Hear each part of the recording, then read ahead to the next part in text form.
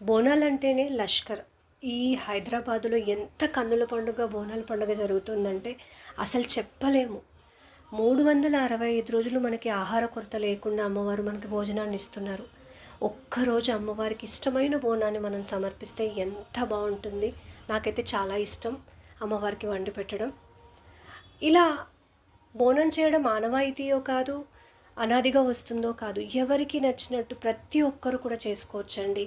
మాకుంది మాకు లేదు అనకుండా అమ్మవారికి ఇలా భోజనాన్ని వండి పెట్టండి, తప్పకుండా మీకు పాజిటివిటీ తెలుస్తుంది.